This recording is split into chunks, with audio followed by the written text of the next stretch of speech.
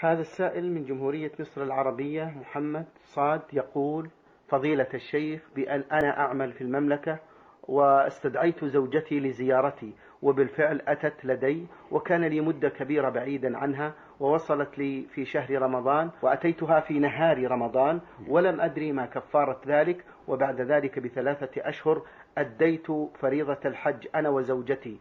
ما هي الكفارة لهذا؟ وهل الحج صحيح؟ علما بأنني لم أكن أعلم مدى خطورة هذا العمل المأجورين. نعم. أما بالنسبة للحج فالحج صحيح، لأن عدم القيام بالكفارة لا يوجب فساده، وأما الكفارة فيجب عليه أن يكفر هو وزوجته إذا كانت مطاوعة. نعم. والكفارة عتق رقبة على كل واحد، فإن لم يوجد فعلى كل واحد أن يصوم شهرين متتابعين، فإن لم يستطع أطعم 60 مسكينا، إلا إذا كانت الزوجة مكرهة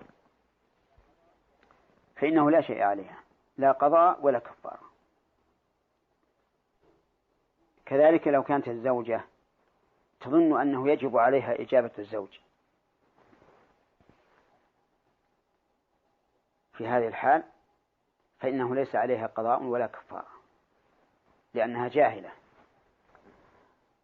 وهنا يجب أن نعلم الفرق بين الجهل بالحكم وبين الجهل بما يترتب على الحكم.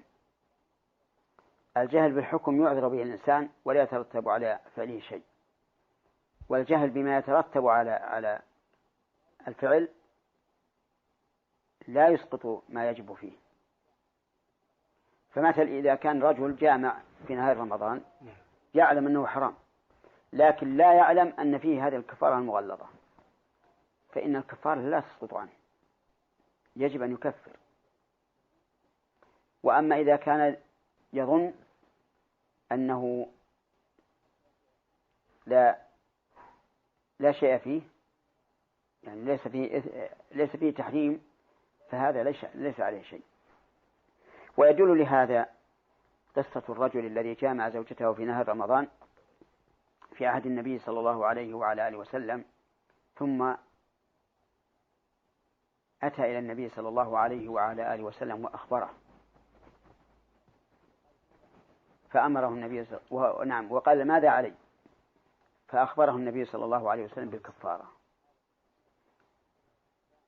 فهذا دليل على أن الرجل إذا جامع وهو يعلم أن الجماع حرام ولكن لازم ماذا عليه؟